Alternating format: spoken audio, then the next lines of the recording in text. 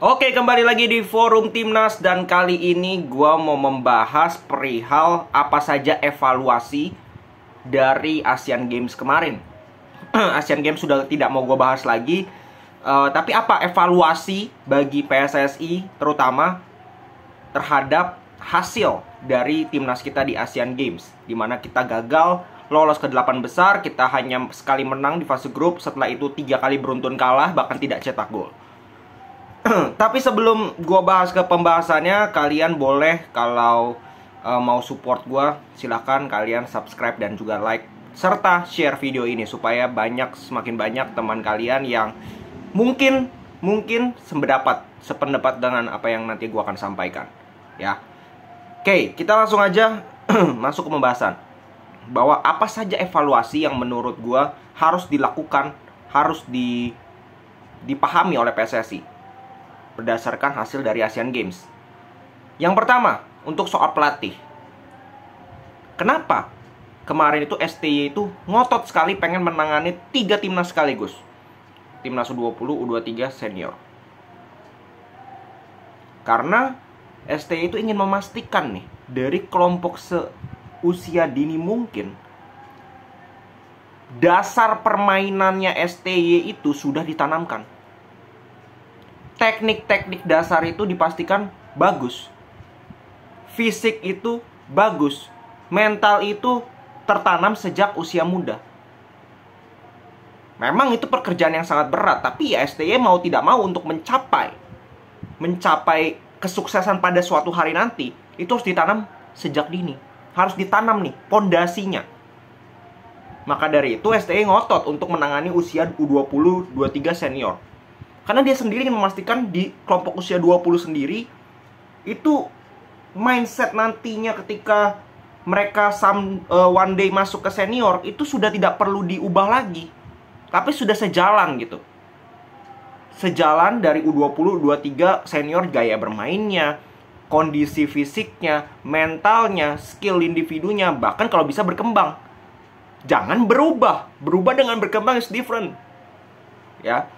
Maka dari itu yang pertama, bahwa PR kita, timnas kita, itu ada di pelatih. Bahwa ketika STY tidak menangani klub junior, kelihatan memang kita juara SEA Games kemarin dengan Coach Indra Syafri, which is really good. Tapi kembali lagi, secara permainan apakah sama dengan STY? I don't think so. Di Asian Games kelihatan juga. Gua nggak tahu apakah di nanti U17 dengan Coach Bima Sakti seperti apa di Piala Dunia U17, gue nggak tahu mainnya akan seperti apa. Tapi terlihat dari 3 pelatih ini aja, itu sudah ada perbedaan gaya bermain. Yang harusnya sebuah timnas yang struktural itu dari bawah ke atas, dari junior ke senior, harus sejalan secara sistemnya, secara permainan. Yang nggak boleh jomplang, nggak boleh ada perbedaan sistem atau perbedaan pendekatan permainan. Nah, itu terlihat kemarin. Nah, ini PR pertama. Yang kedua, evaluasinya apa? Bahwa pemain lokal kita, Liga 1 kita, yang bermain mayoritas di Liga 1, itu kualitasnya ya masih sorry to say. Bukannya gue bilang jelek, tapi belum mampu membawa kita ke next level. Membawa timnas kita ke next level. Secara kualitas, skill, fisik, maupun mental. Kontrol emosi pun gagal berapa kali. Nah, 4 hal ini itu tidak dimiliki oleh pemain Liga 1 kita. Apakah gue mau salahkan pemain per individunya? Enggak juga. Karena memang Liga kita apakah dibilang sudah sangat berkualitas? Kan belum.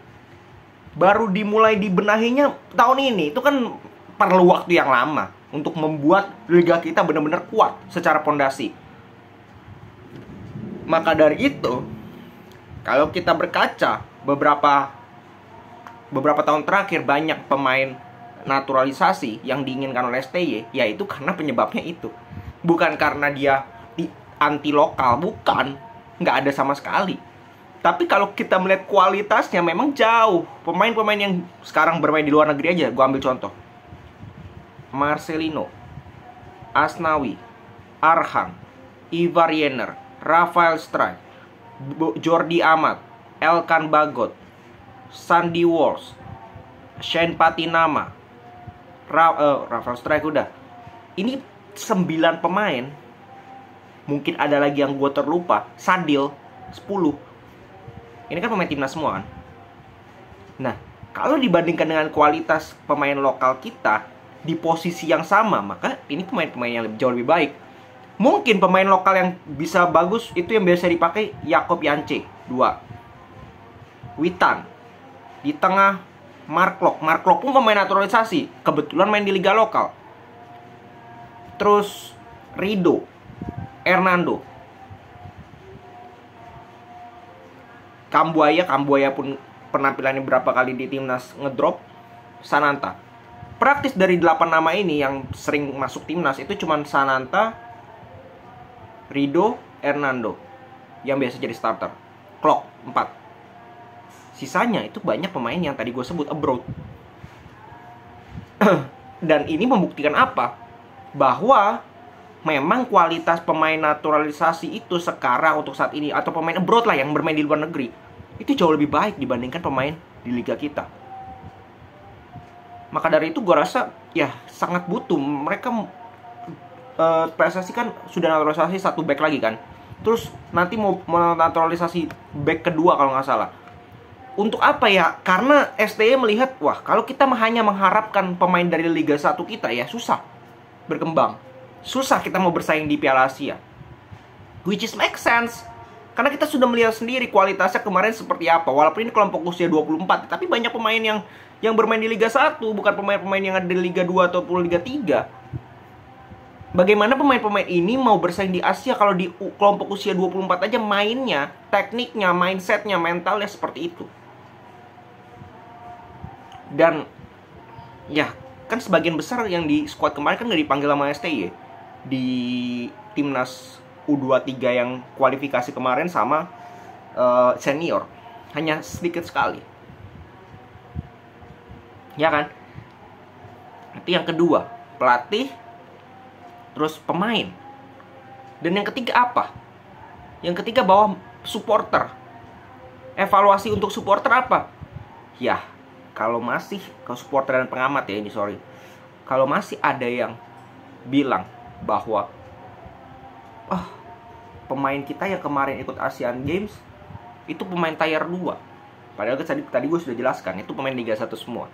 Lantas bagaimana AFF U23? Coach Sinteyong juga membawa pemain full lokal, full Liga 1. Tapi permainannya jauh. Permainannya ya nggak jauh beda seperti STY seperti biasa. Mereka sudah buktikan itu lawan Thailand 3-1. Thailand loh. Mereka bisa bantai secara permainan, bukan hanya secara skor. Nah ini yang jadi untuk netizen dan pengamat yang hanya bilang yang penting pelatih A, pelatih lokal bisa membawa trofi untuk kita. Menurut gue masalahnya bukan trofi. Masalah bukan hanya di menang atau tidak juara tersebut, tapi bagaimana cara bermain, bagaimana pengembangan permain per individu itu yang jauh lebih penting.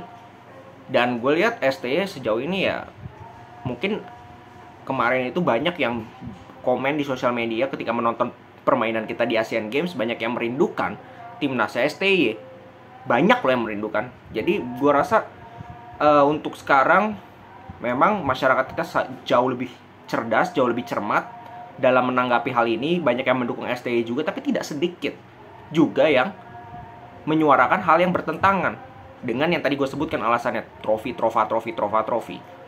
Dan semoga gue rasa bahkan sampai ada salah satu pengamat yang mengatakan, kok STY kayaknya punya buzzer ya. Gue sih tidak mau komen personal, cuman itu pernyataan yang menurut gue agak lucu. Tapi kembali lagi ke 3 kesimpulan bahwa evaluasi apa saja yang harus dilakukan oleh PSSI di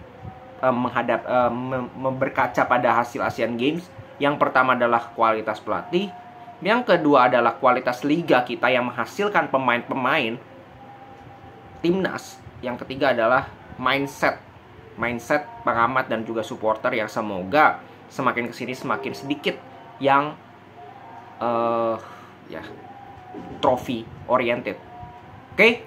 Segitu dulu video kali ini. Kita lihat nanti tanggal 12 Oktober kalau nggak salah itu akan ada FIFA Matchday lagi, kualifikasi Piala Dunia 2026. dan Indonesia akan berhadapan dengan Brunei dua kali main 12-17 Oktober kalau nggak salah. Itu timnas senior. Baru kita akan bahas timnas lagi. Oke, segitu dulu. Salam sepak bola Indonesia.